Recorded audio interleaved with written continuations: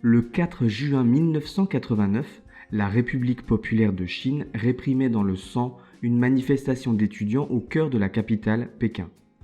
Le massacre va se dérouler sur la place Tiananmen et va mettre un terme à un mouvement étudiant débuté le 15 avril sur des revendications comme la liberté d'expression et la lutte contre la corruption.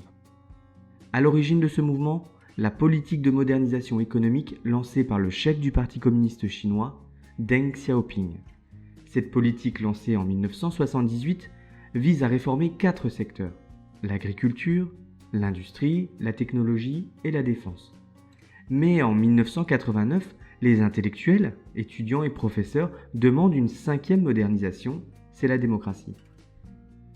Au printemps, les Chinois regardent également ce qui se passe dans les autres pays communistes.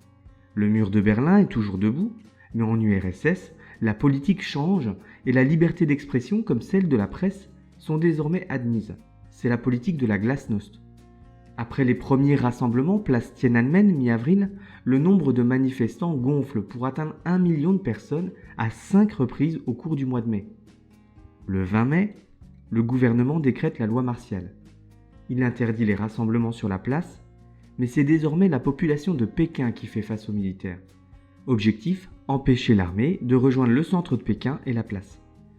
Ce face-à-face prendra fin dans la nuit du 3 au 4 juin 1989, quand les militaires, qui ont pu forcer les barrages populaires, ouvrent le feu sur les manifestants.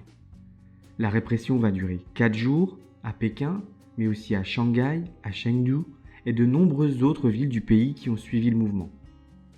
Le bilan de cette répression n'est toujours pas connu précisément. Selon le gouvernement de l'époque, 319 personnes sont mortes. Selon la Croix-Rouge chinoise, le bilan serait de 3000 morts. Quant aux estimations de l'URSS, elles sont au-delà des 10 000 morts. Mais quelles sont les conséquences de ce massacre ?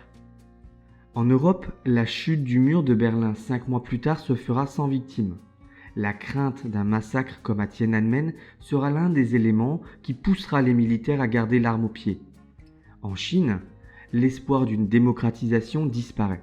Le pays devra se contenter de ces 4 modernisations.